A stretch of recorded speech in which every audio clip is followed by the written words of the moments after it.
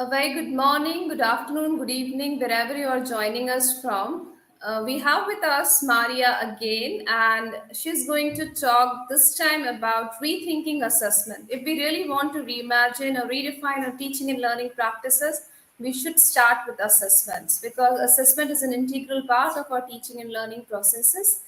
Mariya is going to talk about rethinking assessments, and she's going to throw more light on sustainable assessment practices. Mariya is currently pursuing her doctorate from University College Fairview, right, Mariya?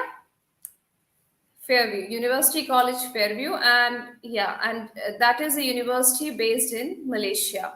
Mariya is also an experienced PYP educator. She is alongside mastering TOK, and she has a keen interest in teachers training.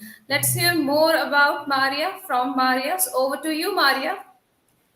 Thank you, Ms. Asna, for calling me for the second time to present and throw more light to assessment and discuss my knowledge and my reflections on assessment to a lot more educators along with you. Thank you, Ms. Asna, for the opportunity. Good afternoon, good morning, and good evening, all the educators around the world and non educators as well. Welcome to this presentation. Here, I'll be talking about the topic sustainable assessment, a very interesting topic that I read recently, at least last 2 months, while learning and specializing about assessments in my doctorate program. Assessment is one of my big interest and passion in the teaching learning process, and I have creatively tried to design and implement many ways of assessments for helping children. So sustainable assessment is a topic that struck me a lot. Where when I was designing the assessments, I used to wonder: is there a way to help students? How is assessment means to the students? Is there a way to upskill them? What's the purpose of assessment? Is there a definition to that? So in a traditional setting, we knew the types of assessment as learning, for learning, off learning. And is there a variant way of looking at assessments beyond this?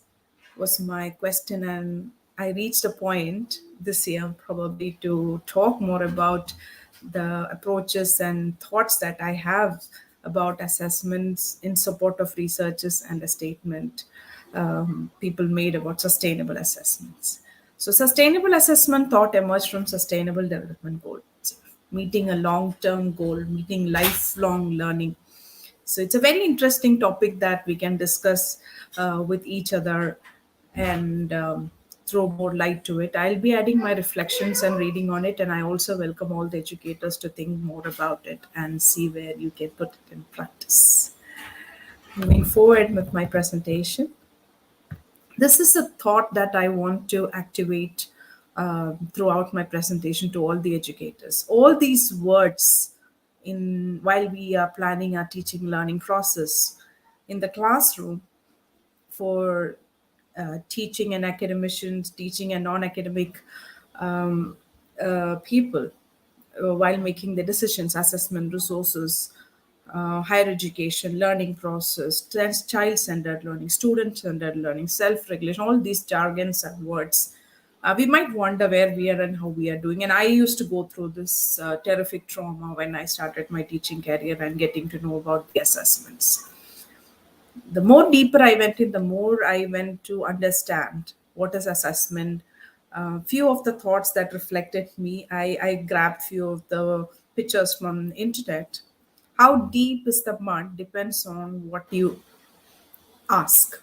So for a teacher, assessment is, especially in a PYP classroom, when you design an assessment, we look into different resources, we pick some questions, we design beautiful questions. But do we have a base? Are we looking into that criteria or what the learner wants?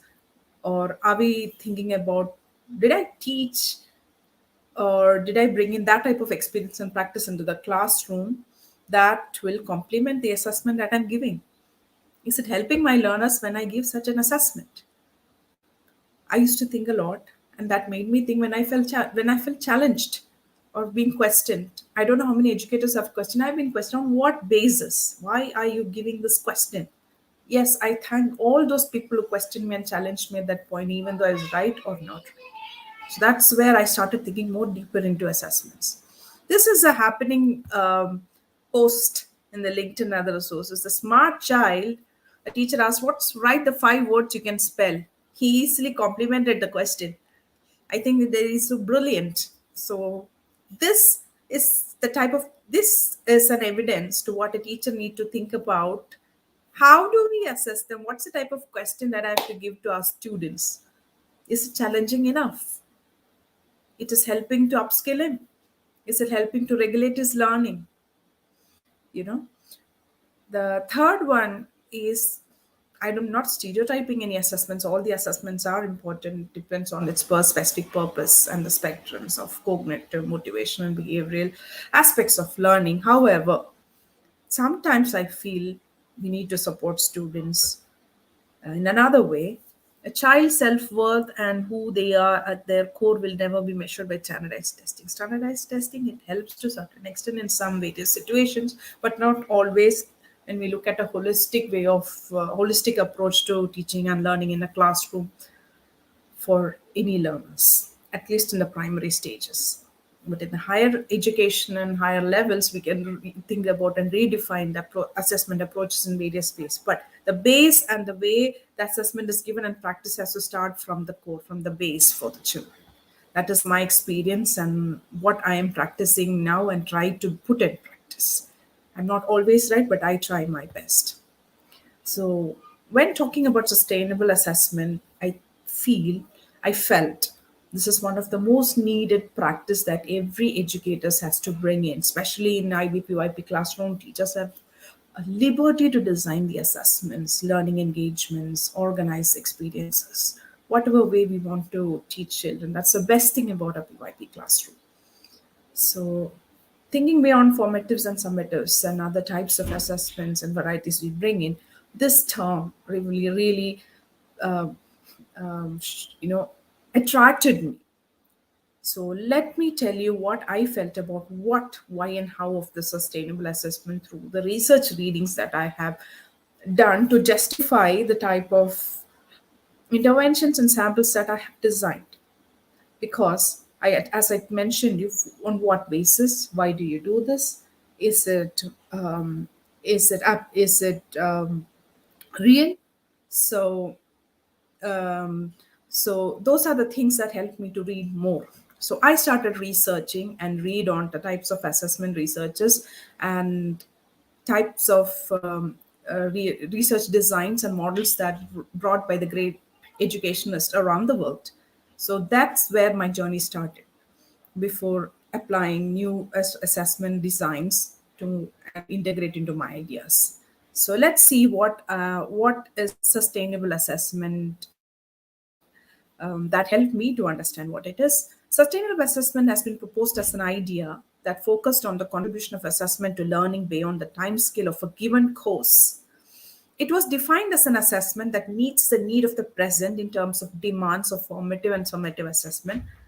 Yes, it is a type of formative and summative assessments, but which also prepare students to meet their own future learning needs. So, meeting the students' future learning needs is from that particular group of words we understand that upskilling learner, develop the skills of the learner, to support learner to understand what more to learn, how can I learn, what is my understanding, what is my depth of knowledge. Are we supporting this in our assessments when we design? Going more deeper into the understanding of this, the concept of sustainable assessment is locate assessment as an intervention to focus on learning for long term. Sustainable assessments can help bridge the gap between assessment and learning. Linked to the ideas such as self-regulation, students making judgments about their own work. So you may think what it is, how it works. It works. So I'm narrowing the whole concept down to self-regulation. So here the prime focus is learner becoming responsible for their learning, learner-centered learning, learner reflecting on their own work, their lifelong learning process, they bring learning culture into their life is, I think it's been spoken a lot in the PYP forums, and the requirement for how to, but how do we think about, how do we do it? Let me tell you about the models of assessment and how did I try to understand my questions that I've just told you. Redefining the types of assessment with reference to its actual purpose. What was the purpose? So, rethinking from the research articles, I've understood, not the normal way of understanding formative assessment, but this is a better way to understand what is formative assessment. Formative assessment refers to assessment that is specifically intended to generate feedback on performance to improve and accelerate learning. So we give formative assessments and we give some feedback. You may quantify the formative assessment, or you may use some rubrics or anecdotes. But are we stopping there, or are we having a remediation or a carry forward of lesson plan from there? It sounds complicated, but are we looking into it? If we don't look into it, the whole purpose is lost. So, to help a student to self-regulate his one's own learning in different types of learning styles and different learning experience, we need to look at that formative assessments go blend along with the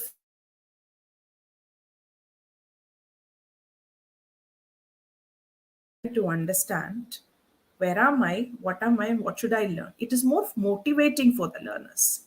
It regulates the learner. So it depends on a teacher's creativity and how you wanted to do it. There are different ways. I've read a recent article in Dillian Williams' research. He has conducted a research to understand how these formative strategies are implemented in the classroom in various subjects like science and math. They brought some principles and methods for teachers to understand, but it looked like they're guiding them. But ultimately, the behind scene and the purpose was teachers themselves for discovering a way to do this. And teachers have come out with the results. And it also shown that it improvised the learning style or the learning method, and the interest for learning has increased in the classroom. So it is proving now that is the purpose. Yeah, maybe if the systems demands the results, standardized marks, yes, there's a question to the stakeholders. It's different, but in a PYP classroom, especially in a PYP classroom, we need to look into this. How assessments helps your students to enhance their learning with your influential feedbacks. It's not the jargon, well done, you are doing a great job. No, I'll take you through how that feedback impacts or it is significant to the learning. So I'm quoting here, in higher education, formative assessment and feedback should be used to empower the students as self. So in higher education, it changes. Like when you do the certification courses, online courses, the professors gives feedback through the rubrics, and they give reviews of how to change the work, help us to rework the assignments and give it. It's actually, I have experienced that, and I know what the change that have happened to me. Even today, that I'm talking to you with confidence about more theories, aspects, and research for papers on assessments is only because of that. So I wonder if we do the same process with that kind of approach, deeply looking into each learner with the influential feedback and the formative assessments will definitely support the learning of that student, and bringing and the student adapting a learning culture, a lifelong learning into their life. Again, so I have spoken about feedback, self regulation, and picked on formative assessment under sustainable assessment. Here, the construct of self regulation refers to the degree to which students can regulate the aspects of their thinking, motivation, and behavior during their learning. So, when you bring that experiential learning into your classroom, are we looking at what are the different ways students can think? ATS acts as a weapon here in your learning. So that's what happens when you plan a lesson in IBPYP classroom. You need to link some learner profile, which is appropriate learner profile, ATL, ATL and learner profile is a blend of a real life. And when you plan a lesson, it's about the world, it's about the humans, it's about what you see. So it blends very well with what experience you're planning for the learners. So it is a skill of a teacher. It's a thought process of the teacher. Like I said, thinking, motivation, and behavior, when you are planning the lessons, when we are approaching our learners, are we doing the same process? We are also learning, reading, and going back to the classroom. Are we thinking? Are we motivated? Are we bringing that type of behavior which helps the learner to, to accept that learning engagement, influence in it, influenced by us, and then is learner happy to face that type of assessments? Are we influencing them? And that influence, you can see the self of the learner's willingness, the learner's happiness to learn, the learner's happiness to face assessments, because you're helping learners to apply their own learning in their own way, the way they have understood the world. Not the same way. You must have taught a concept, a fact. But are we bringing a self regulation into your assessment practice or in your daily classroom when you have framing your inquiry questions or making your learner to frame an inquiry question or co construct the ideas? So it's a type of thought process that we also need to put in our classroom practice. So this is my reflection and thought process on the assessment practice, thinking for assessment when you are planning for your learning engagement. So looking at the type of models of assessment, I have put that in frame so that we will have some support of guidelines to think more practically while planning this. That's why I brought this concepts in. Redefining the type of assessment with respect to actual process. Sorry, the slides went ups and down. So when I spoke about the self-regulation, let's discuss more about self-regulation and why it is. Two things I've brought in here. One for the teacher. It's not for all of us, but it applies to many. And I have witnessed last 1 year was a silent research, me observing the online classes and the types of lessons given to the children. I have two daughters already been attending, and I've also witnessed a few other classes in different curriculums. On that basis, I brought this idea here. It's not biased, but it is a situation, maybe a scenario that they have come across. But however, I have to tell it to the world.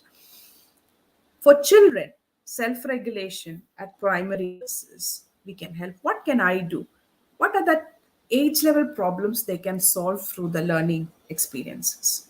If our learning engagement, our planning is age appropriate and what is meant for the students, this goes very well.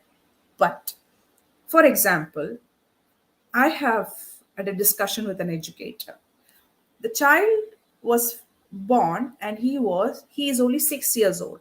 So he has experience about the world from 0 to 6 years. So his thinking process, his milestones, maybe a little way above, but he's 6 years old. He cannot, how is it relevant about writing a hypothesis or the word hypothesis for the child? I wondered. So the child was confused and he or she was not able to solve that problem because of that heavy words or the type of things that brought in a 6 year. But the same child, when given to mix the baking soda into the vinegar with the help of the mother, they enjoyed. We don't need a right hypothesis or the big word there. Just making them do an experience itself is a wonder. The same child drew the colors on the tissue paper and dipped in the water to see how the color was spreading a long way in the tissue paper and formed a rainbow. We could see the joy of child making the rainbow. That's how it works.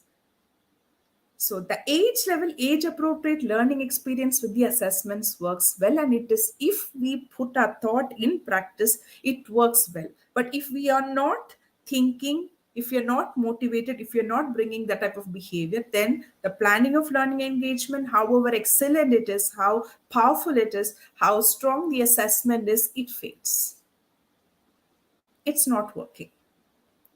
So why then we are failing that self-regulation in a child? This is what I brought for some witnesses that I create a sharing journal for students who struggle with calling out during lessons. Online class was challenging. This calling out, ma'am, ma'am. Love that ma'am calling. But we enjoy it, then it's all done. Instead of just saying, please be quiet, mute yourself. For a young children, mute and quiet is not a word. They can't be quiet. Rather, I also practiced the type of questions they had, the type of queries they had, they wanted to share all. Then, I rephrase my lessons. I change my plan for the day instead of just getting the thoughts and some kind of, inappropriate feelings during. There are lessons and assessments fails.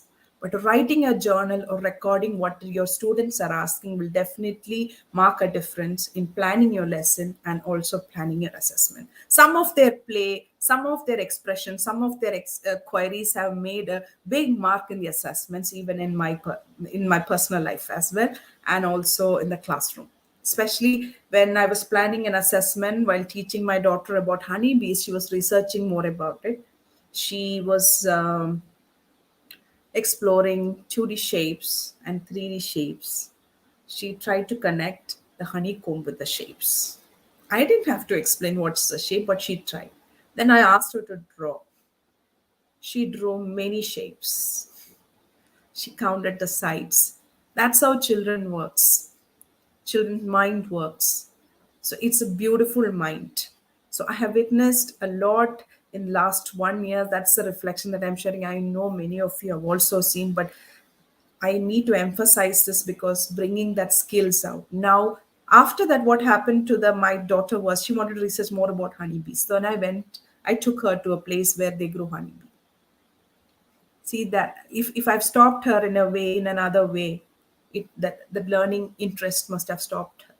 She drew the honeycomb, she learned to draw the honeybee, she learned the parts. It happened. It's not a grade one level, but then it just comes out of a child. I witnessed it personally and also as a teacher.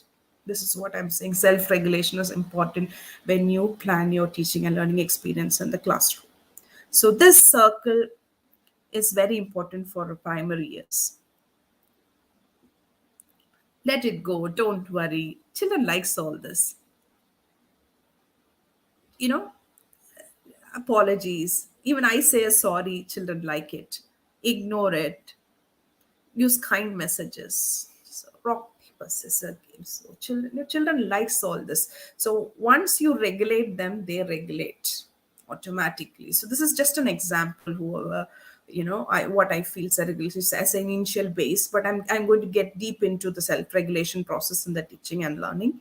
What is self-regulation? Self-regulation is manifested in the active monitoring and regulation of a number of learning process. So whatever the number of learning process that we are bringing into the classroom, it needs active monitoring. Through that active monitoring, we help children to be self-regulated learners. We have heard a lot about self-regulation, but what is it, how it works, what is its importance, through what it works, I don't know. I have questioned me many times. I've also asked many times, but I never got an answer. But through reading and reflection, I did get an answer. Few of the examples. The setting of an orientation towards learning goals. I'm sure in a planning curriculum in the school, they have learning goals. The curriculum is set with expected learner outcome. Each grades have, under each unit, under each team, they have learning outcomes with respect to the line of inquiries. The strategies used to achieve goals, that's your learning engagements and the planning that has happening in collaboration and the type of resources that you're bringing in. The effort extended, reactions to external feedback, the products produces evidence of learning and teaching. There are times quick evidences have been produced, there are times quick resources have, but are we looking into, are we thinking more into the type of resources and the type of learning engagement that we're bringing in? Internet resources are huge. Many a teacher can quickly grab resource, but are we linking, putting a thought process into the learning process? Are we thinking, is it hitting the learning process of the children? What are the type of different learners we have in the classroom? We need to think. Going beyond, include your students in planning lessons, which I think most of the educators are fascinated in doing. We need more educators to do that. Observe the place and interest of your students, instances they solve problems, which will help us to create interesting assessments. Provide the task for taking responsibilities. This last two things, engage your child in exploratory conversations, the dialogues the teacher. So some days I've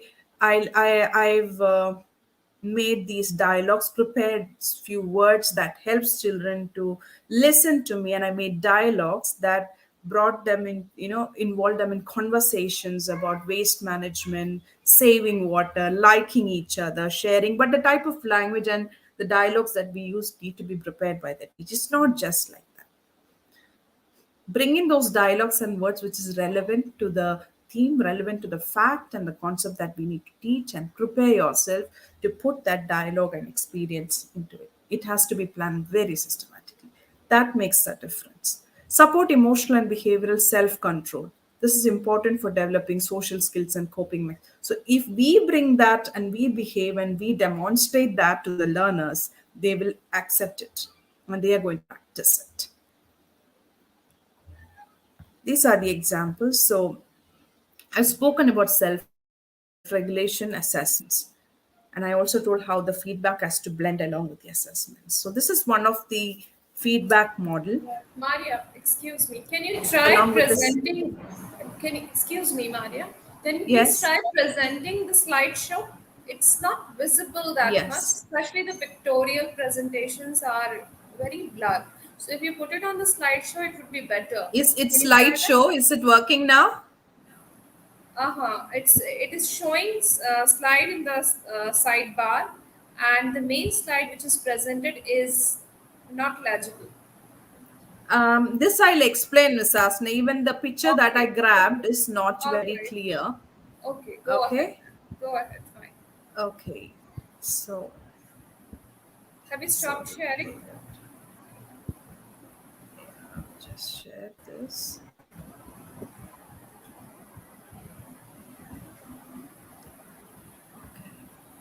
So this is just to show the teachers the model.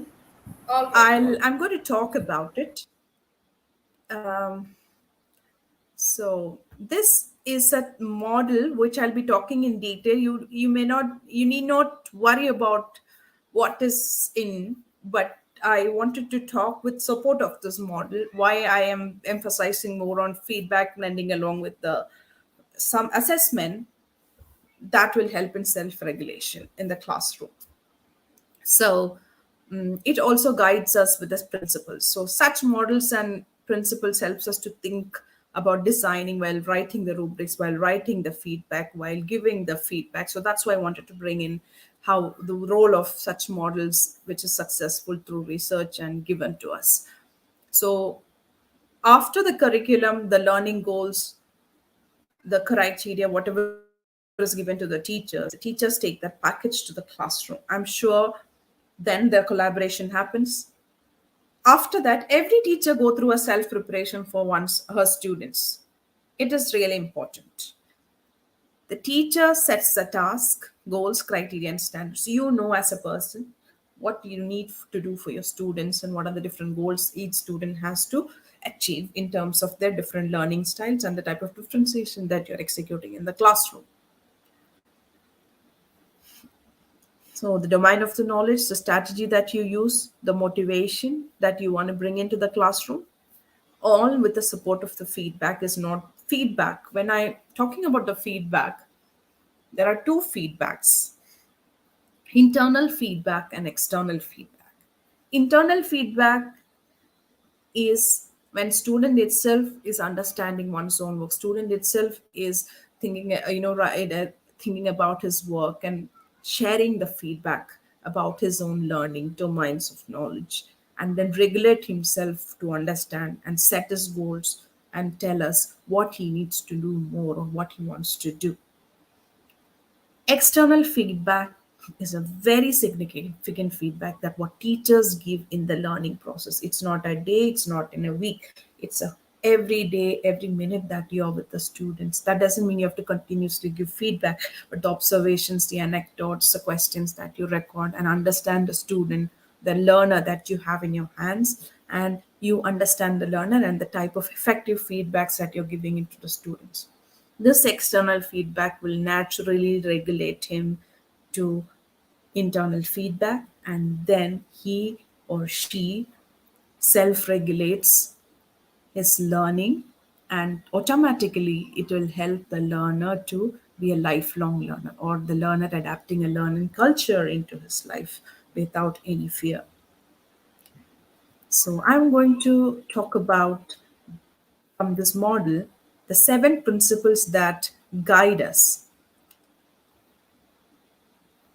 Clarify what good performance is, bringing out an exemplar performance without create a scenario, bringing an exemplar performance to the classroom, and ask that student to present, and also talk to the students about the effectiveness of why it is really wonderful in different ways, where those feedbacks will help others to improve their work and create a situation to improvise the work.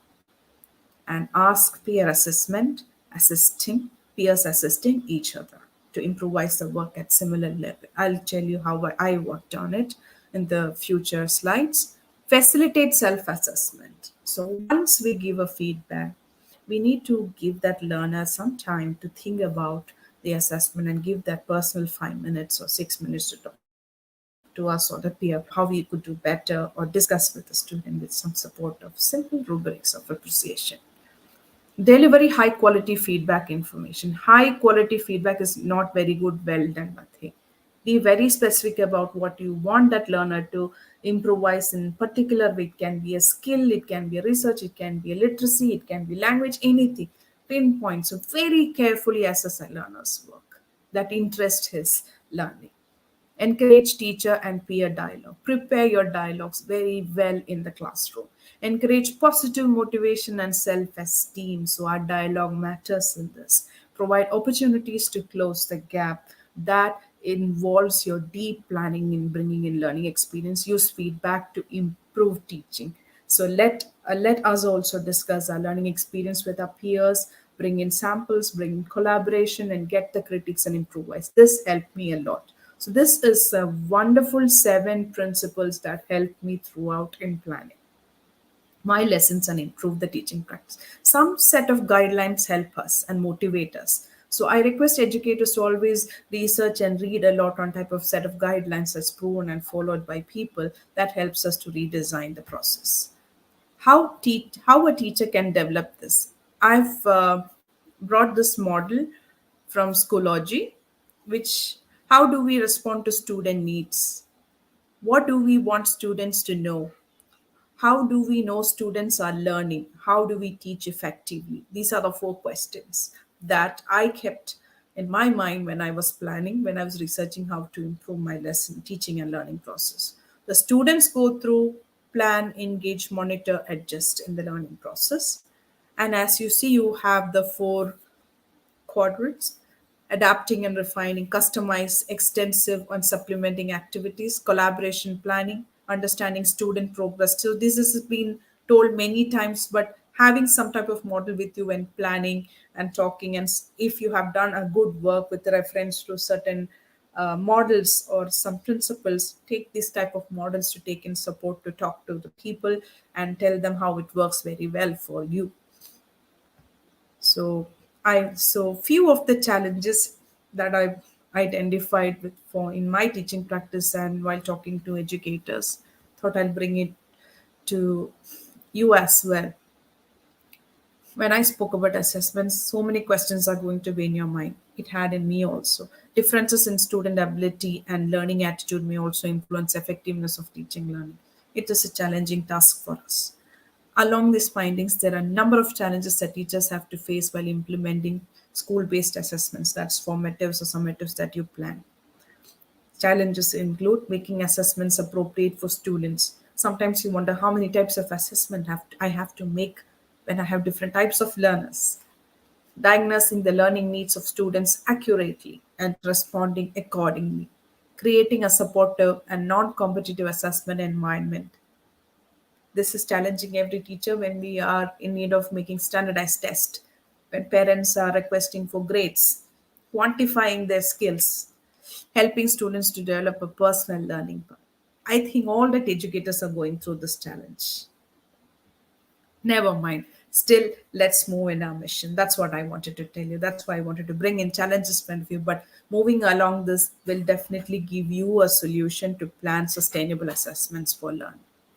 Every learning engagement, every learning experience, if you approach an assessment way, this works very well. It's not going to challenge you, and we can meet the needs as well. So there are many trends in 21st century learning.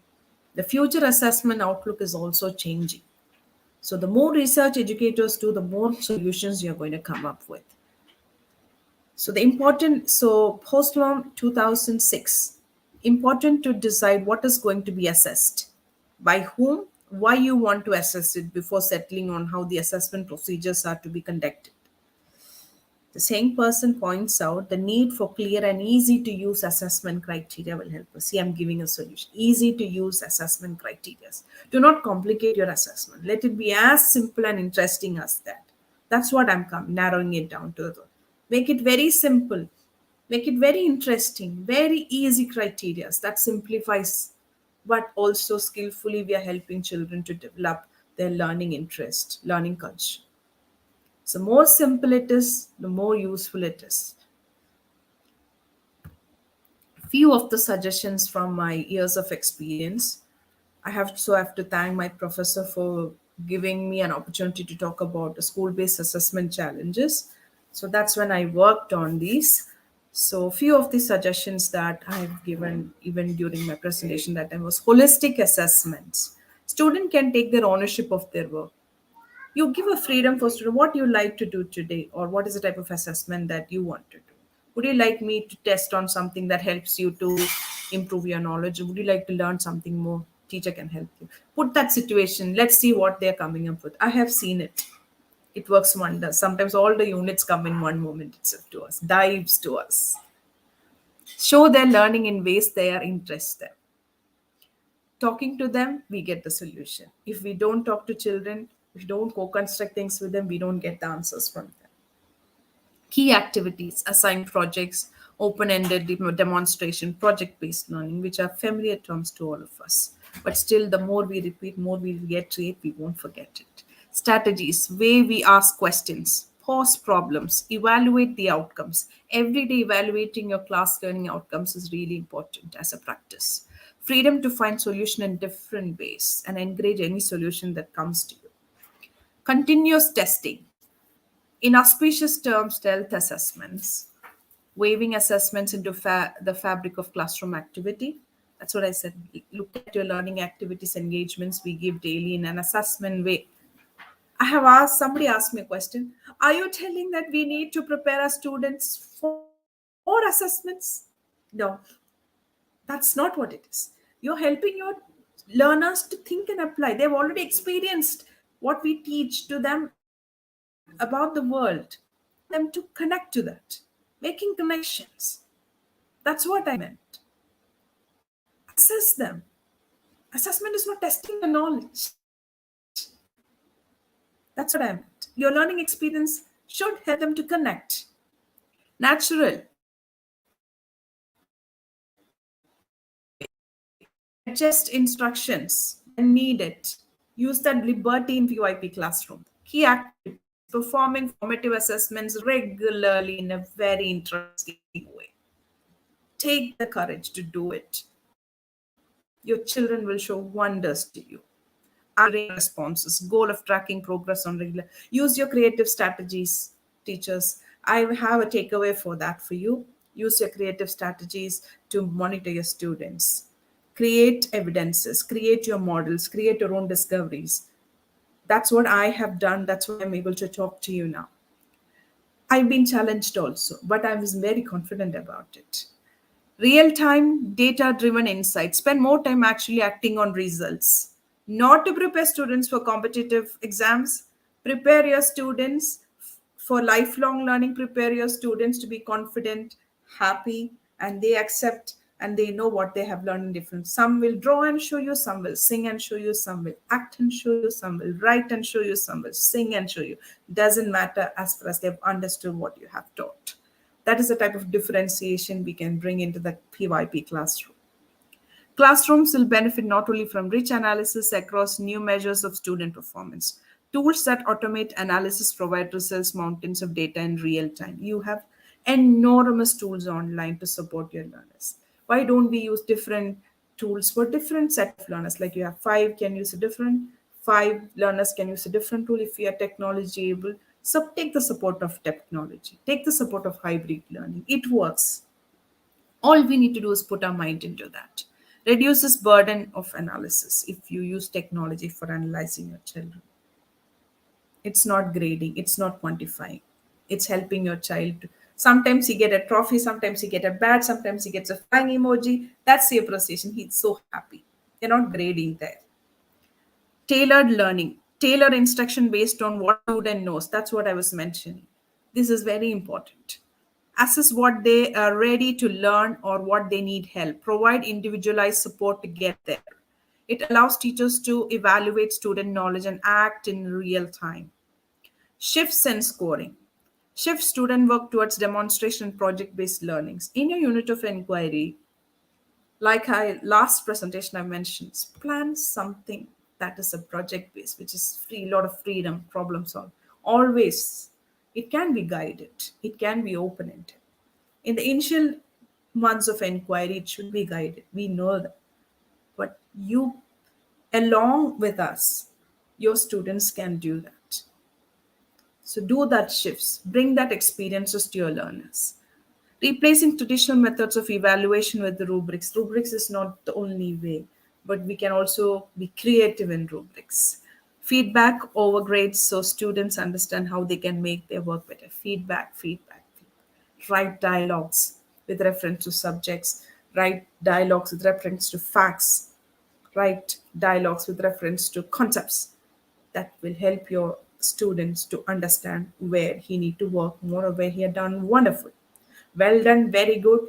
This was excellent. No. Content based feedbacks are important. One of the model that this is personally done by me with the support of the statements, formative and summative, approach it with the diagnostic assessment. Keep diagnosing a student, doesn't end, summative doesn't end. I always use ongoing summative assessments. Define clear assessment criteria, make it simple, make it clear, make it reasonable, make it real for students. Let it not sound complicated at all. Using rubrics as a guide to learning than just helping teachers to mark the levels of understanding. Using rubrics as a guide for instruction. Your rubric should support your learning engagement as well as guide to learning for the students. Even when the parent is reading the rubrics, they must know how where the child has reached and how much they have to learn or what is the expectation there. Let it be very clear, simple, neat understanding inside the room. Incorporating assessment into teaching and learning, enhancing student participation in assessment, offering more opportunities for teacher feedback. So I've spoke so much about assessments, my reading, to answer on what basis that what I'm going to show you now. So few of the, maybe one of the big sample. There are a lot to show, but I thought I'll give you one outcome of from the learner that I worked. And so here, it's a simple structure to guide you. Plan, do, study, act. For example, you're bringing the planning into your classroom for your unit. You as a teacher make as a daily routine to read all the lines of inquiry, all the learning criteria and goals. What were your learning engagement throughout the weeks and what are you doing today? Have a personal planner. That's one of the best practice I've been doing. In the process, as you know, it's a regular practice. We start from the summative assessment, but bringing summative assessment as an ongoing from the day when I start summative assessments, Blending my formative assessments with the feedback helped to achieve most of the things what we were talking about, like supporting the skill development, peer support, social skills with the integration of technology. So few homework being done from my end of creating the portfolio structure, the type of prompts and thinking they have to do. I'll be showing you one of the sample here. Maybe I also believe that teachers like to see samples, and the works that we do will help you think and recreate, or create something better for other learners or the learners that you have with you. So I'll be sharing another screen. Give me a moment.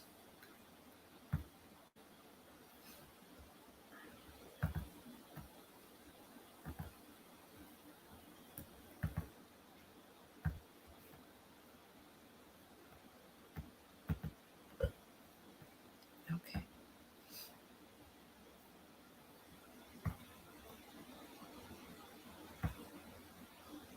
Miss Asma, I'm not able Yeah. to. What happened?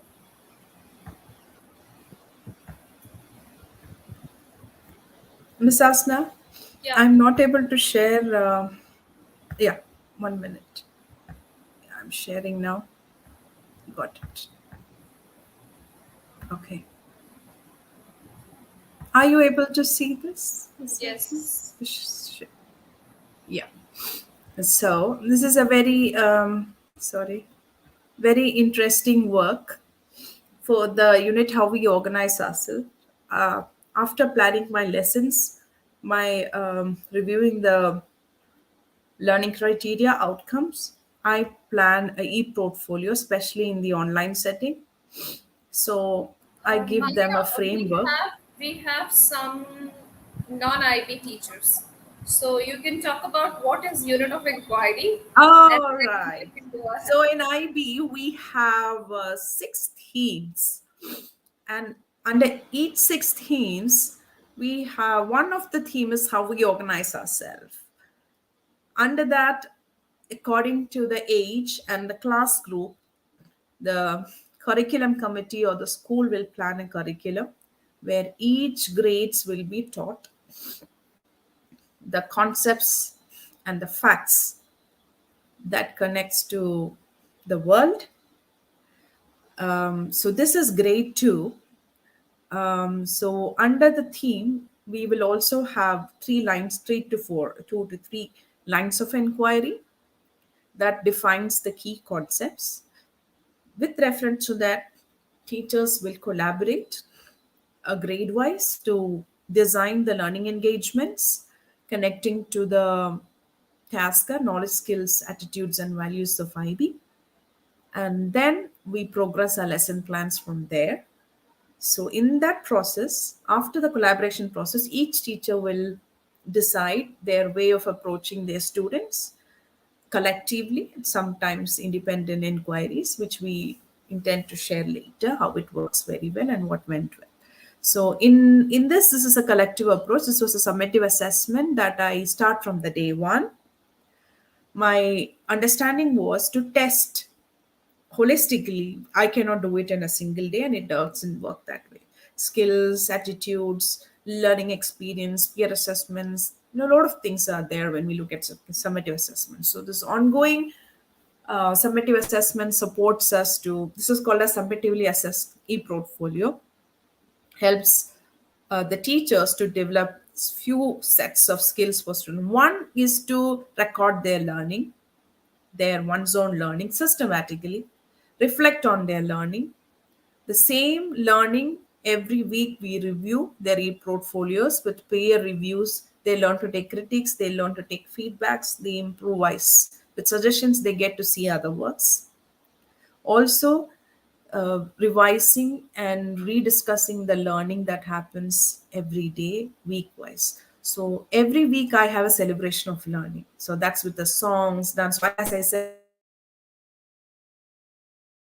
somebody will be acting, but the learning outcomes falls in place wonderfully. So in 5 weeks, is a timeline for development of ePortfolio. This is given to them in the first week itself from by me.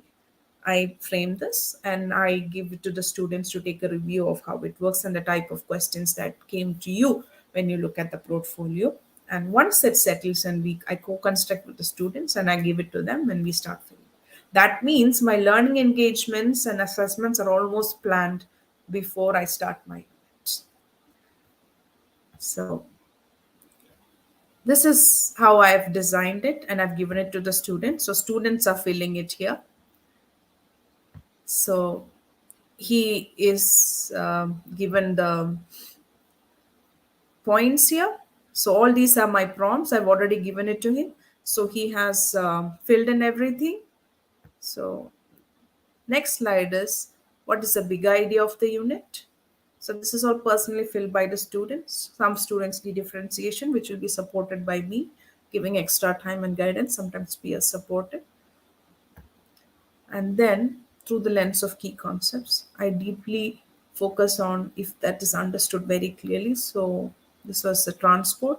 He has explained very well how the key concept, through the key concepts of he understood the big idea. And the project that we had, project-based learning, because land transportation is what he has chosen. So the attraction here is, I said, with the help of my students, we decided we will make a transport system with the help of anything from home. Don't waste paper, don't buy stuff from home. So he has made it with his toys and the board. So that was the idea. So these things comes out from children itself when we prompt them.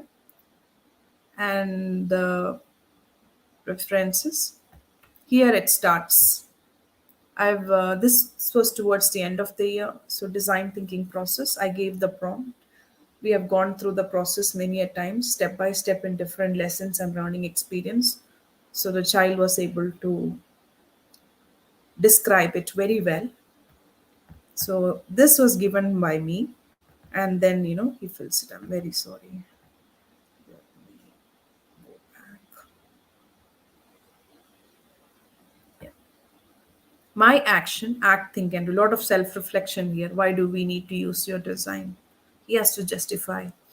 How does it help us to sustain? And these are the questions, help them to skillfully answer. What are the benefits of your design? And we ask questions. My peer assessment. So the portfolio has been given to one of his peer that he chooses, and the peers write down this with along with him. And my car design, an art integration.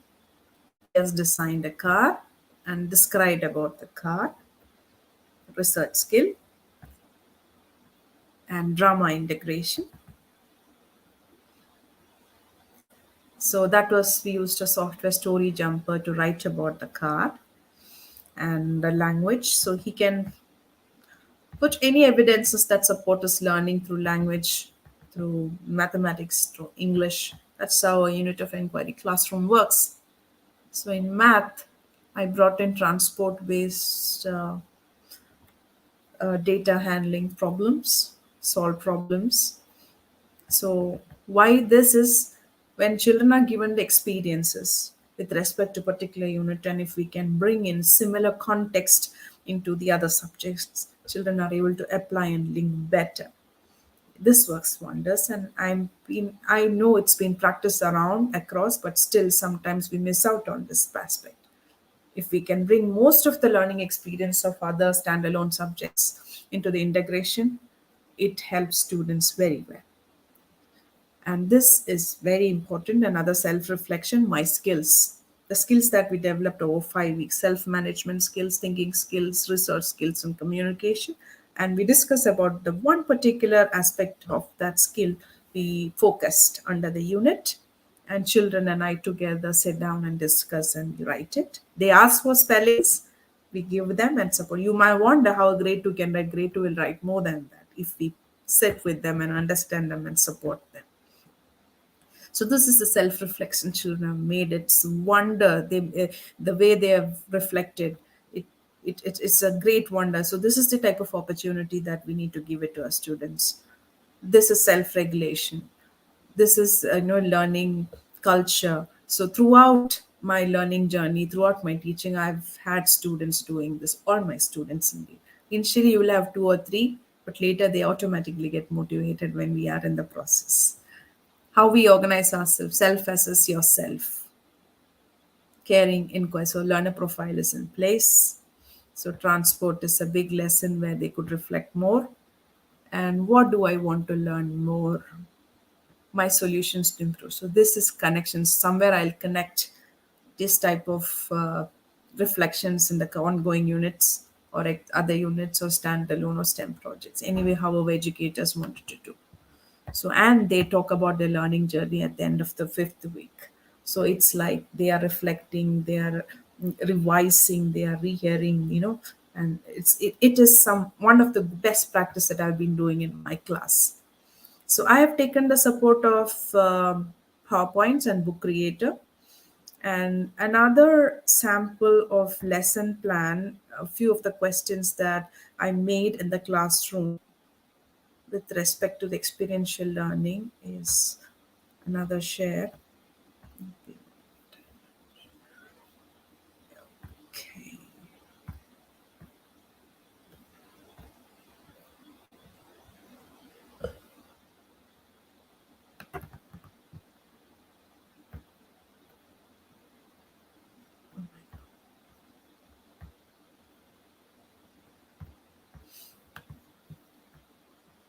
just give me a moment. I'm sharing another file.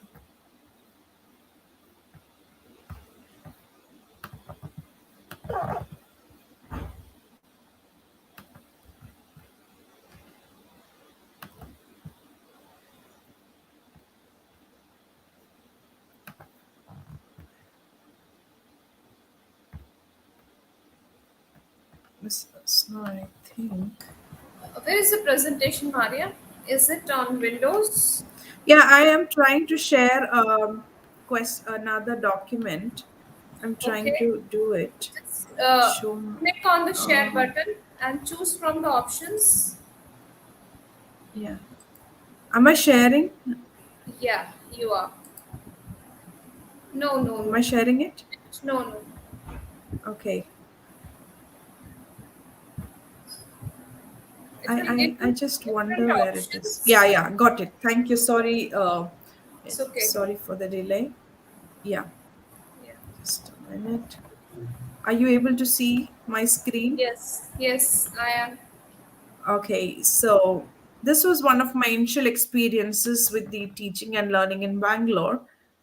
Literacy was tested in a very interesting way: listening for instruction, listening for understanding, speaking, reading, writing. And we quantify for the need of helping children to write exams or apply their thinking in a stipulated time, as well as helping children to improve their skills. So quantifying doesn't make sense, it doesn't matter, but we put it in a nice way how it works well for them. So one of the interesting question that helped us, oh my god, something is missing. Yeah. So to test multiple things, I may this is one of my after researching on many questions, this is one of my personal make.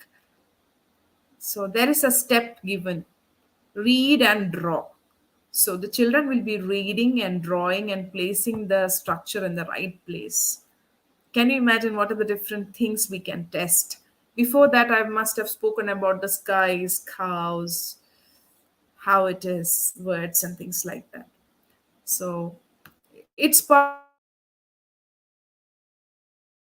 the process. Another one is very challenging. We know children are engaged and children have a lot of experience in this. And after teaching the concept of names, I normally don't like to name nouns, grammar and things like that, but I like to bring in names of people, names of animals and things to understand world better, to lean more into the unit. I ask them these questions. Can you pick these things and write it down so we know how much they know about spellings, how much they can connect to the world, how they can group things under particular way. In one question, we are understanding so many things. We don't have to ask them many questions. And see this. This is a very simple task. This is another one. Before in the classroom, we have given a lot of learning experience and talking about it. And with the words, children can write a story or a sentence. So this is how I work. For the children who started framing sentence, I'll ask them to speak and write exactly what you feel. For the children who know the spelling and make perfect sentences, I'll ask them to write down perfect sentences in an order. For children who can connect to the world and make a story, they connect to the world. So it's like phase one, phase two, phase three learners. So it depends on how you guide. These are the few interesting questions that I picked up from my doc. So few there are a lot more. I think for now, this helps you to understand. I think I supported my in reflection on the sustainable assessments that a teacher need to look into. Maybe in the future talks, I can bring in more of technology integration and e-portfolio making with using technology. That's a whole huge different topic to be spoken about. Let me get back to my slide. Miss Asna, is slide visible? Yes. Okay. Is it visible? Yeah, it's coming up. No, you need to choose the slides. Yeah, Oh, stop screen. no, just choose the slides. Bringing. Yeah, it was showing the entire screen. Okay. Now, is it coming? Yeah, please carry on. Okay. Yeah. So,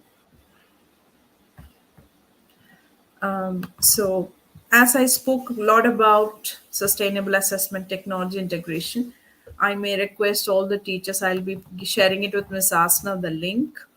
There is 75 formative assessment tools by NWEA, which is a famous form assessment tool that is implemented in many schools. That's one of the best way to support students in sustainable assessments. Good articles are also being given in NWA or how to select your effective digital tools. So the topics that you can find is record audio, video. All these are the groups that I've brought in from this article. Under each topic, you can get minimum of 10 to 12 digital tools to support your teaching and learning. So I'll be sharing this link with all the teachers so that you can explore all the 75 digital tools that is grouped under all the topics that I've given you here and effectively support your teaching and learning and support your learners through assessments to upskill and bring that culture of learning into their life.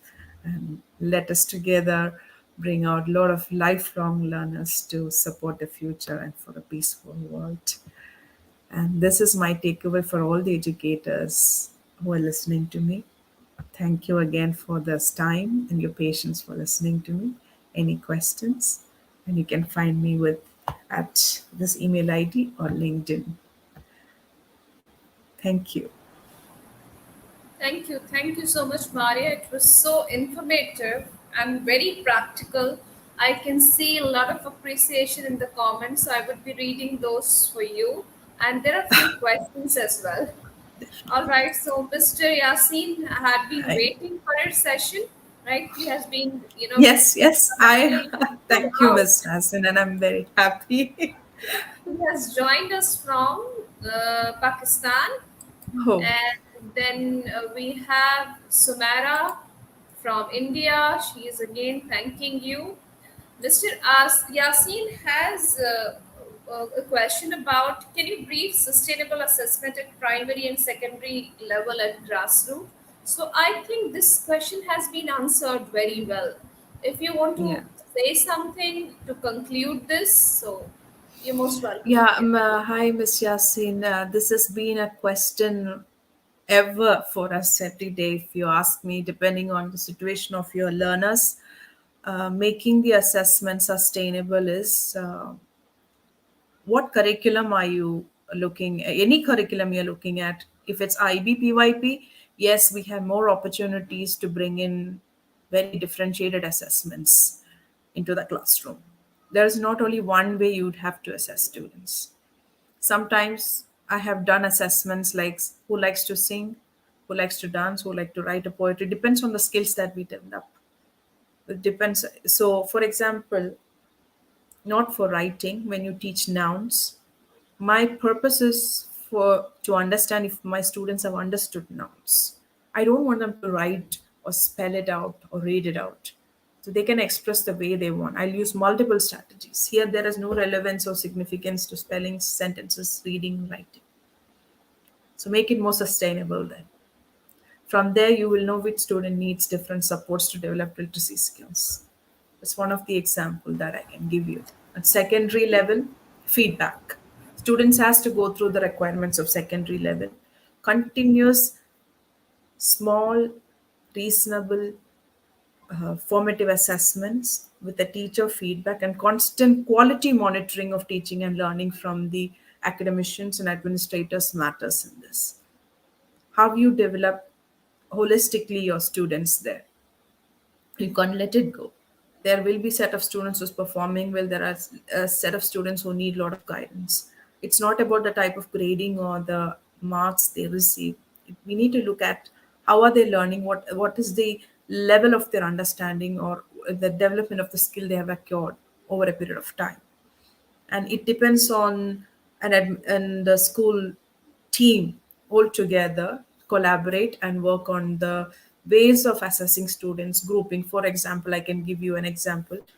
What I will do in your position if I have this is I ask teachers to identify the group of students in particular performances. As you know, the results comes out, and then we may plan for differentiated training with innovative assessments or very small assessments to improvise the learning. Advantages when you give that when you break down the complexity of the concepts, children will be motivated to learn, and they start performing the tiny bits of the concepts, and then they perform. That's one way to sustain the assessments. So Very well that's the described, two or Maria. three things that I. Yeah. So Maria is basically talking about chunking the task. We cannot eat the entire pie, so we need to divide it into pieces. So make it Yeah, digestible for the learners. Chop it down for them, and just chop down your long learning goals which you have set into the yeah, small achievable ones. yeah, Another thing that I want to talk about here, sustainable assessment is very, very closely related to self regulation, as Maria discussed. yeah, To understand self regulation, I would suggest you go and read about Zimmerman's work. So it is a study that made a lot of sense to me, which helped me to understand self regulation as a sequence. When a learner is going through the process of self regulation, it is being done in a sequence, no matter they are learning in the classroom or they are learning on their own. So it will help us to distinguish, the self-regulated learner and non-self-regulated learner. So when you talk about self-regulation, a learner has to set goals, right? As Maria showed in the PPT, how did it started? The learner actually set the goal, right? It is very, very important. yeah. And then So second, you're right. yeah. So it is very So it's a important that type of yeah. yeah, I Sorry would to just first. conclude. It's okay, it's okay. So the next So step Mr. here, Yasin, yeah. yeah, So it's the it depends. For performances, initially, right? I'm sure you have a Yeah, Maria, I would just conclude this one. So, if you talk about the performance, if you are in a curriculum, Mr. Yasin, which is just talking about the performance, I would ask you to step back and look at the process as well, right? Because there is a lot of learning that is happening in the process, right? So, if you have a product based curriculum, I would ask you to go back and see the process and do not misunderstood performance with the learning, basically, right? And the third step, that is the most important step, is self-reflection. A learner should be self-reflective, right? And that is again a process. It takes a whole session, so I would again give it back to Maria to conclude.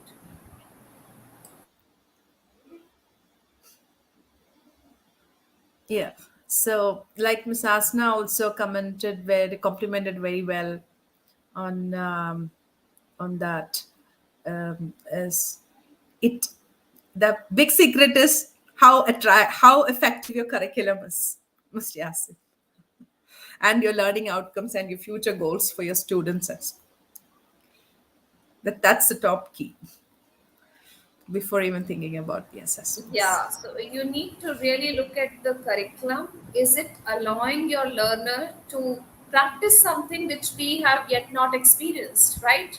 So it is something like which is helping them to become lifelong learners. So do you have such learning Yeah, yeah. goals? So it's about redefining your curriculum. So we need to start from there, and the sustainable assessment practices is the next step. So first, go to the destination where you want them to reach, right? So we want them to practice what is being done in the classroom in the actual world, right? So yeah, very well said, Maria. And this is one of my favorite topic. I will keep talking about it. All right, so we have again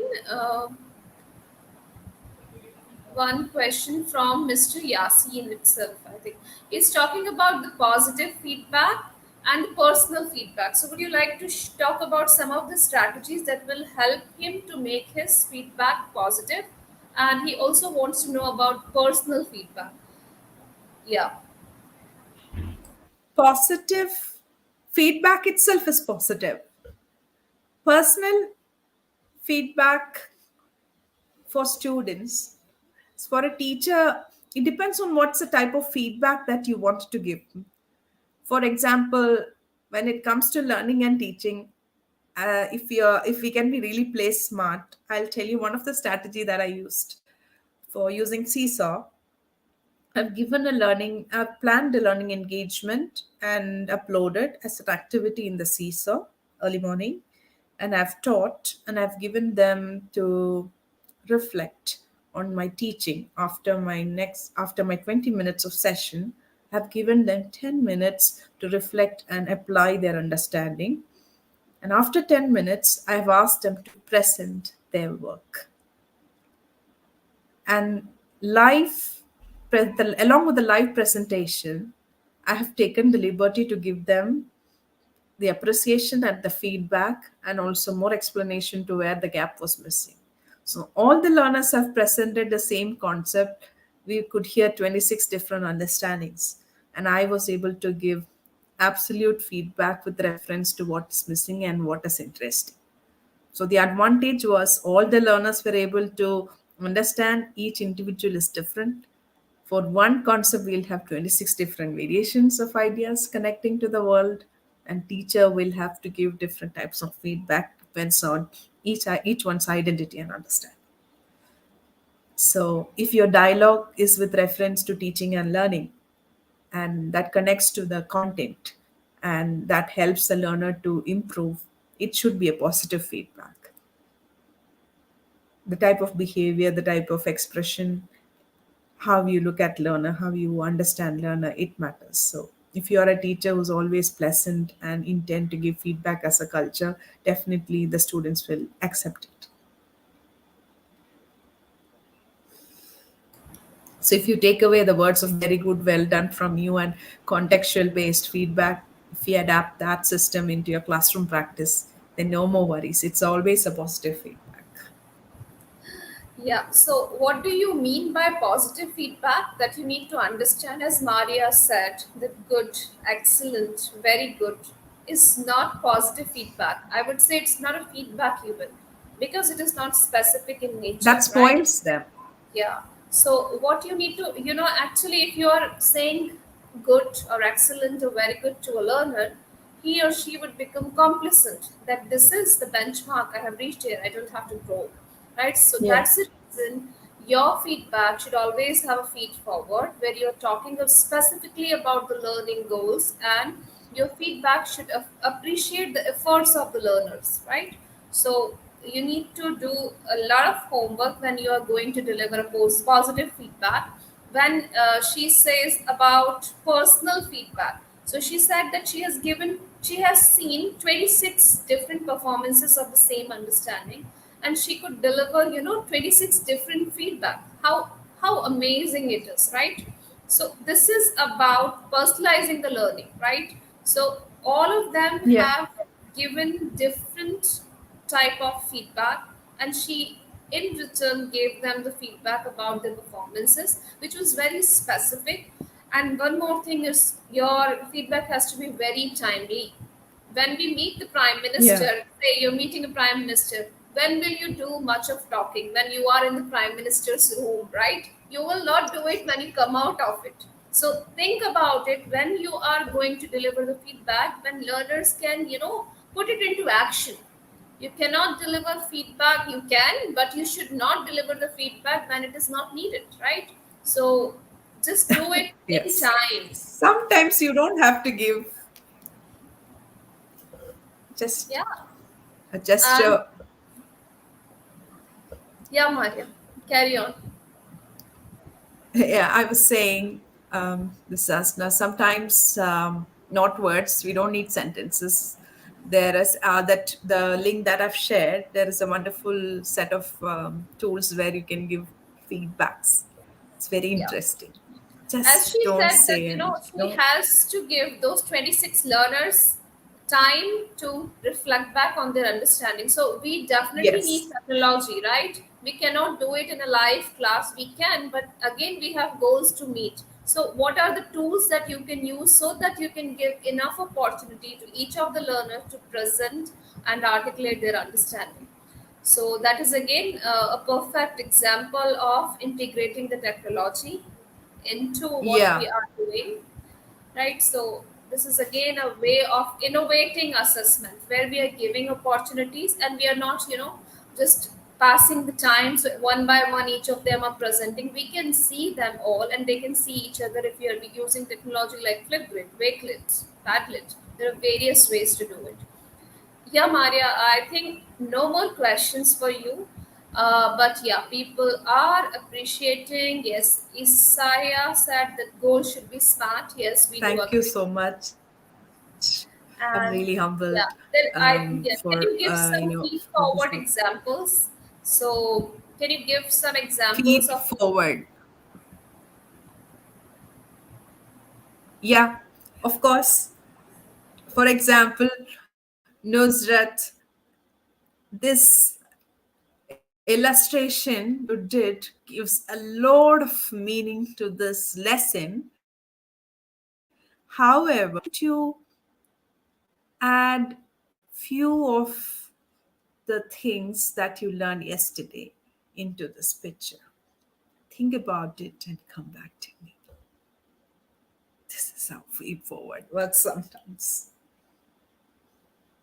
So you're not stopping that learner.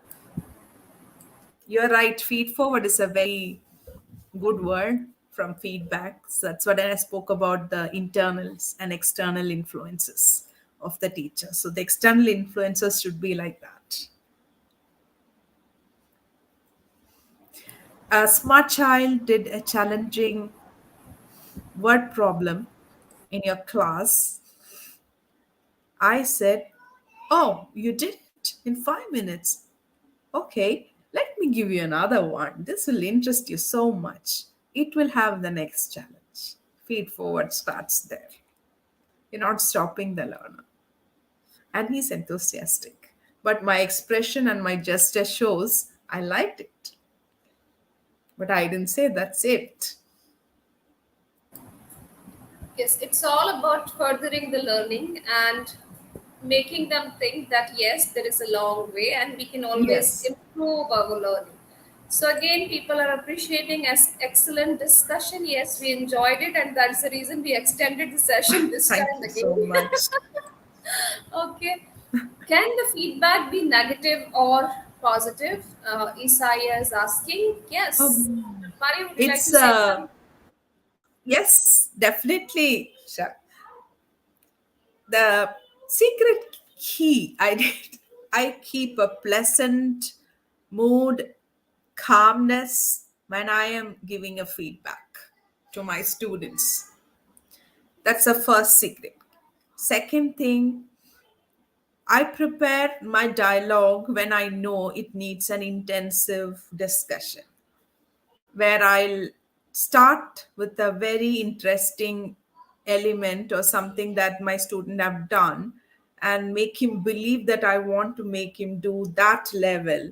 So it involves a lot of dialogues, your time, the way you are very caring to the student's self-esteem, and work along with the student that he and your student and you together reach that goal, so that the feedback becomes always positive. Let's Negative feedbacks are very simple, like the traditional systems.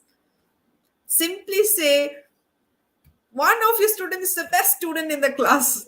The feedback is negative for the other students. That's a classic example. True that. Or rank holders, rank 1, rank 2, rank 3. What happened to our other intelligent learners? Where did they go?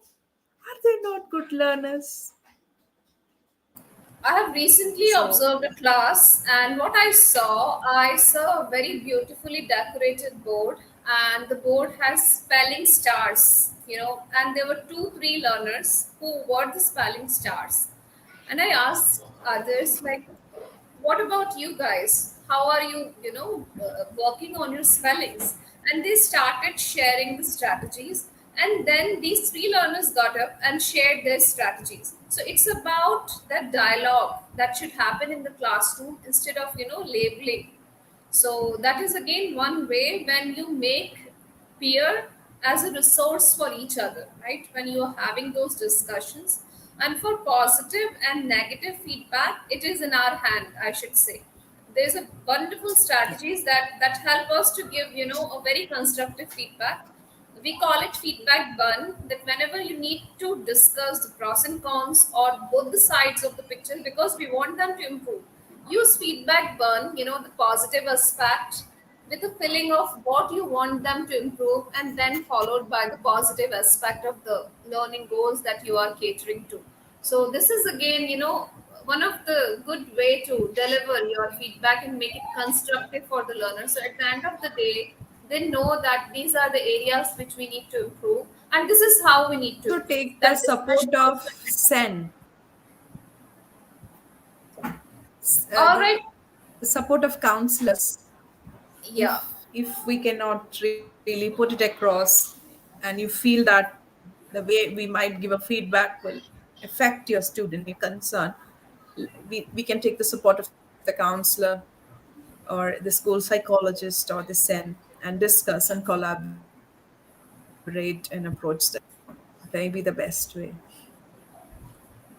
Yeah, and I just want to share a token of appreciation with you. People are thanking you. We have Yasin thanking you, Isaiah, Thank and you. yeah, uh, for you, we just have a small token of appreciation for all the great work that you have done, and we are wishing you all the best, Maria. And I appreciate if you come back again and throw more light, because we want to have the teaching and learning practices informed by the research, right? So we as educators are always researchers, so you're already in Yes. the field of research, so there is a lot to learn from you. And yes, it is important and it is imperative to put yourself into the research mode if you really want to bring changes in the classroom. And Maria has shared a great resource which I'll be putting up with the video notes in the YouTube channel. And for the wonderful participants, we have an exit ticket. Please fill the exit ticket to receive your certificate, which is really very important, that because you have spent quality time on a Sunday with us. It's not a week off for me, it was a first working day, but for many of you it was a weekend. And we were there for almost, 1.5 hours discussing about an important concept. And yes, I'm really hopeful that with that many strategies and practical takeaways from Maria's session, as always, this is the second time she's delivering an exceptionally amazing session. Ask me why, because what I really like that she shares her personal experiences and these are not the end points. She's giving us food for thoughts that we can further build it on. So definitely we are going to have Mariya again. I'm sure about it. She would love to come back and talk about the Always, progress. Miss Asna. I'm very happy to Yeah, support all the educators, share all the knowledge and experience that I have, and also learn from all of you. Stay connected and yeah.